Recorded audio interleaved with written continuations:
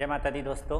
आज हम जो है आपके लिए स्पेशल सीरीज ला रहे हैं जिसका नाम है आपका 10 का दम सीरीज, जिसमें हम लोग जो है आपके विशेष टॉपिक को लेकर के लाएंगे। और इसमें 10 के दम सीरीज का आपका दो मूल उद्देश्य, एक तो 10 मिनट की क्लास रहेगा और उसमें 10 से अधिक क्वेश्चन आपके बन जाएंगे। ऐसे ऐसे टॉपिक्स को लेकर के हम यहाँ पर आपका बिल्कुल उपस्थित होंगे 10 के दम सीरीज में। आज इसका पहला एपिसोड है और पहले एपिसोड में हम आपके लिए लेकर के आए हैं आपका हसदो बांगो परियोजना। हम छत्तीसगढ़ के संदर्भ में आपके लिए विभिन्न सीरीज ला रहे हैं, जिसमें से एक आपका हम लोग जिला दर्शन करा रहे हैं, दूसरा आपका विशेष टॉपिक को लेकर के पूरा डिटेल क्लास हम आपको लेके आ रहे हैं आप लोगों के लिए छत्तीसगढ़ कैप्सूल्स में, और फिर एक नए जो है अन्वेषण कर रहे हैं आपके लिए आपका हसदो बांगो परियोजना के संदर्भ में आपका 10 के दम सीरीज के तहत। तो चलिए हम बात करते हैं आपका, आज हम लोग देखेंगे आपका छत्तीसगढ़ का सबसे बड़ा परियोजना और छत्तीसगढ़ का प्रथम बहुउद्देशीय परियोजना आपका हसदो बांगो जलाशय के संदर्भ में हम लोग देखेंगे। तो एक तो आप लोगों को याद रखना है हसदो बांगो जलाशय, जिसको हम जो है आपका है ना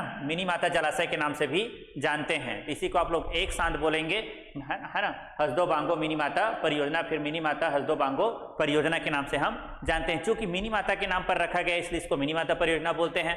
बांगो ग्राम में है इसलिए इसको बांगो परियोजना भी बोलते हैं, और हसदो नदी पर बना हुआ इसलिए इसको हसदो नदी भी बोलते हैं। तो क्वेश्चन को कई प्रकार से यहाँ पर पूछ सकते हैं, तो इसके संदर्भ में अब हम लोग देखेंगे। चलिए आज का मूल टॉपिक है आपका हसदो बांगो परियोजना के तहत हम लोग देखेंगे आपका, इसमें हम लोग देखेंगे हसदो नदी, और हसदो नदी पर बना हुआ बांध है कौन सा, तो आपको याद रखना है चूंकि बांगो गांव माचाटोली तो यहाँ पर बना हुआ है इसलिए इसको आपका, तो सबसे पहले हम लोग देखते हैं एक तो नामकरण के संदर्भ में यदि देखा जाए किस नदी पर बना हुआ है, तो यहाँ पर क्वेश्चन कैसा पूछा जा सकता है। तो सबसे पहले हम लोग देखेंगे नदी, तो नदी के संदर्भ में आप लोग देखोगे भैया कि किस नदी पर बनाया गया है, तो आप लोगों को याद रखना है हसदो नदी पर, हसदो नदी पर बनाया गया है, ये आप लोगों को याद रखना है। दूसरा क्वेश्चन आता है कि ये कौन से ग्राम में है, तब आप लोगों को याद रखना है इसको कौन से ग्राम में बनाया गया भाई। तो चलो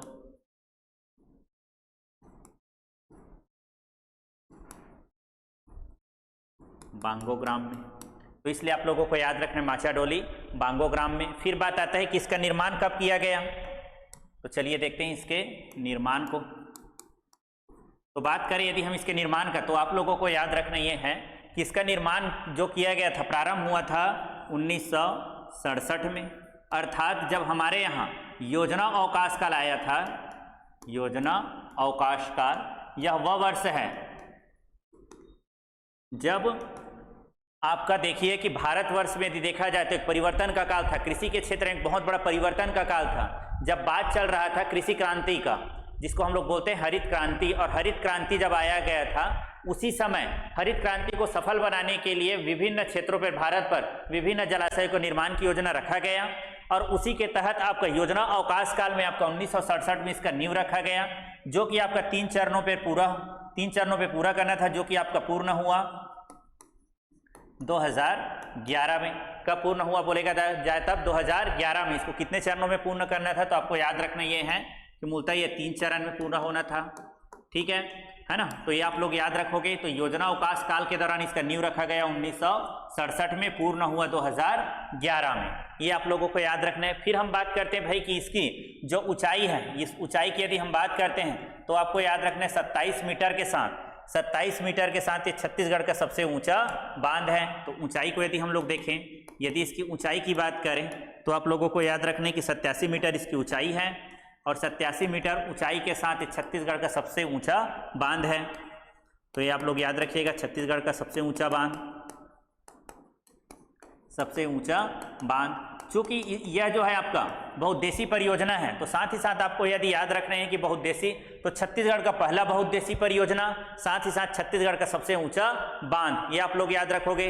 दूसरा बात देखते हैं कि इसका यदि हम लोग विशेष में चलें, तो विशेष में हम लोग क्या देखते हैं भैया, तो चलिए एक हमको देखना यह है कि इसका यदि स्वरूप की बात किया जाए, इसमें यदि हम इसके स्वरूप की बात करते हैं तो कैसा है ये, तो बहुउद्देशीय परियोजना है, यानी कि एक उद्देश्य से नहीं बनाया गया है।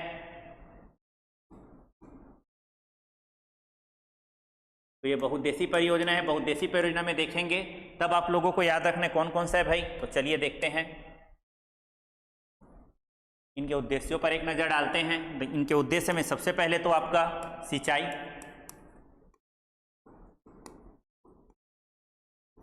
फिर हम लोग क्या देखेंगे इसमें, तो इसमें हम लोग देखेंगे जल विद्युत। फिर क्या है भाई, उद्योगों के लिए और ताप विद्युत के लिए, तो उद्योग।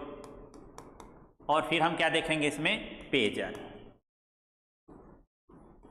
तो इसके एक से अधिक उद्देश्य हैं, इसको निर्माण करने का एक से अधिक उद्देश्य, इसको हम लोग बहुउद्देशीय परियोजना बोलेंगे। यदि हम इसकी सिंचाई क्षमता की बात करें तो हमको देखना है कि इसकी टोटल जो सिंचाई क्षमता है वो आप लोगों को याद रखना है 4,20,580 हेक्टेयर।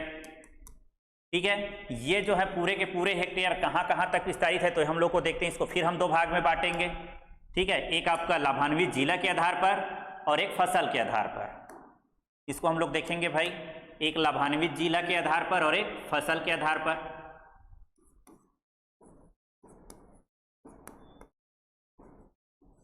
लाभान्वित जिला और एक फसल के आधार पर।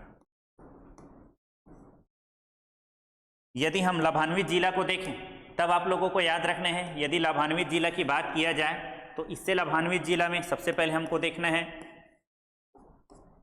कोरबा। यदि हम लोग इसको सिंचाई क्षमता के आधार पर देखें तो इसको यदि हम लोग पहले लिख सकते हैं, सब सर्वाधिक सिंचाई के आधार पर देख ले तो हमको जांजगीर चांपा लिख लेना है मैप के आधार पे, नहीं तो सबसे ज़्यादा सिंचाई यहाँ से होता है जांजगीर चांपा को। फिर उसके बाद में रायगढ़ को, और फिर हम लोग देखते हैं आपका कोरबा। तो आप लोग देख लीजिए। ठीक है, इस आधार पर, ये जिले के आधार पर लाभान्वित जिला बोलेगा जांजगीर चांपा, रायगढ़ और कोरबा। वहीं फसल के आधार पर यदि हम इसको बांटे तो एक होता है आपका रबी फसल और एक होता है आपका खरीफ फसल। खरीफ फसल और हम लोग देखते हैं आपका रबी फसल। तो इन दोनों के तरीके से आप लोगों को याद रखना ये है। यदि हम इसकी बात करें आपका, ठीक है, तो ये आपका हसदो बांगो परियोजना के संदर्भ में है, जिसमें से आप लोगों को याद रखना ये है कि इसकी यदि हम टोटल सिंचाई क्षमता को बोलें तो आप लोगों को याद रखना 4,20,580 हेक्टेयर इसका टोटल सिंचाई क्षमता है, जिसमें से खरीफ फसल के लिए 2,47,400 हेक्टेयर है। 2,47,400 हेक्टेयर। तो ये आप लोगों को याद रखना है 2,47,400 हेक्टेयर, 47,400 हेक्टेयर। वहीं यदि हम खरीफ फसल की बात करें तो 1,73,180 हेक्टेयर है वो, 1,73,180 हेक्टेयर। तो ये आप लोग याद रखेंगे भाई कि खरीफ फसल के तहत हसदो बांगो जलाशय से, हम लोग इसको थोड़ा सा नीचे कर लेते हैं, सब चीज एक साथ आ जाए। तो देखिए, यदि हम इसकी कुल सिंचाई क्षमता को बोले तो 4,20,580 हेक्टेयर, खरीफ फसल के तहत 2,47,400 हेक्टेयर, रबी फसल के तहत 1,73,180 हेक्टेयर। वहीं यदि हम जांजगीर चांपा पर बोले, अब इसी ये जो है 3 जिलों पर विस्तारित है, तो लाभान्वित जिला 3 है, तो सबसे ज़्यादा लाभान्वित जिला है इससे जांजगीर चांपा, जो कि आपका 3,90,184 हेक्टेयर है। ठीक है, 3,90,184 हेक्टेयर। तो आप लोगों को याद रखना है कि हसदो बांगो जलाशय से सबसे ज्यादा लाभान्वित जिला कौन सा है बोलेगा तब कौन सा है आपका जांजगीर चांपा। जांजगीर चांपा के बाद हम जाएंगे रायगढ़। रायगढ़ है आपका 20,249 हेक्टेयर, 20,249 हेक्टेयर, 20,249 हेक्टेयर। उसके बाद में हम लोग चलते हैं रायगढ़, तो सॉरी कोरबा। कोरबा की यदि हम बात करें तो आपको याद रखना है 10,147 हेक्टेयर। कहाँ पर आपका 10,147 हेक्टेयर।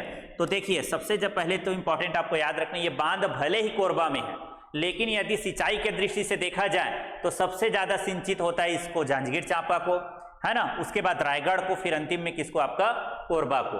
तो ये आप लोग याद रखेंगे। इस पर क्वेश्चन बनाया जा सकता है आपका कि निम्न जिलों को, है ना, हसदो बांगो जलाशय की सिंचाई क्षमता के आधार पर अवरोही क्रम में आरोही क्रम में जमाएंगे, इस टाइप से क्वेश्चन आ सकता है। तो सबसे ज्यादा आपका जांजगीर है, दूसरा रायगढ़ है, तीसरा कोरबा है, ये आप लोग याद रखेंगे। ठीक है, कुल का क्वेश्चन आ सकता है आपका कि कुल सिंचाई क्षमता कितना है, तो 4,20,580 हेक्टेयर है। अब बात करते हैं हम लोग जल विद्युत का।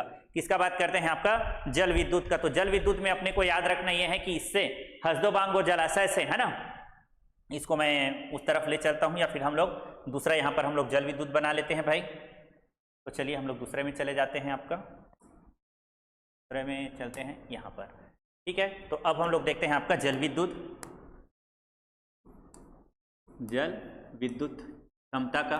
तो हसदो बांगो जलाशय से, है ना, या हसदो बांगो नदी से टोटल जो जल विद्युत है वो होता है आपका, बात करते हैं हम लोग टोटल 121.7 मेगावाट का, जिसमें से अकेले हसदो बांगो जलाशय से, चूंकि टॉपिक ही है आपका हसदो बांगो जलाशय, तब हम लोगों को याद रखना है हसदो नदी के संदर्भ में हसदो नदी से टोटल जो होता है वो 121.7 मेगावाट होता है। लेकिन ये आज का टॉपिक है केवल हसदो बांगो मिनी माता जलाशय। उसके तहत आप लोगों को याद रखना ये है यहाँ पर कि आपका टोटल 120 मेगावाट, ठीक है। हसदो बांगो मिनी माता जलाशय से कितना मेगावाट उत्पादित होता है आपका, हसदो बांगो जलाशय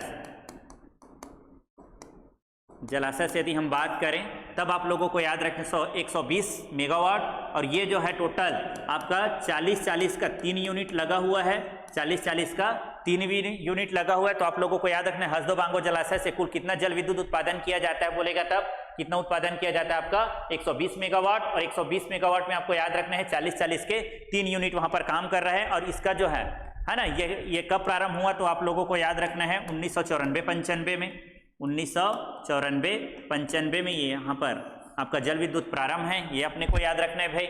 फिर बात आता है, ये तो हो गया जल विद्युत का, ठीक है। बाकी जो है आपका हसदो नदी के संदर्भ में आप लोग देख सकते हैं। तो चलिए आगे बढ़ें, हो गया, ठीक है। अब बात आता है किसका, तो फिर हम लोग जा करके देखते हैं अगला क्या है। तो ये तो था जल विद्युत। जल विद्युत में हम लोग यहाँ पर लिख सकते हैं 120 मेगावाट, ठीक, 40 गुणित 3 और 1994-95, ये आप लोगों का हो गया जल विद्युत के संदर्भ में। अब बात करते हैं हम लोग उद्योग। तो उद्योग के लिए हम लोग इस बोर्ड को उधर खसका लेते हैं भाई, यहीं पर। अब देखते हैं उद्योग के लिए। तो उद्योग के लिए यहाँ से कितना जो है आपका जल दिया जाता है, तो आपको याद रखना ये है उद्योगों के लिए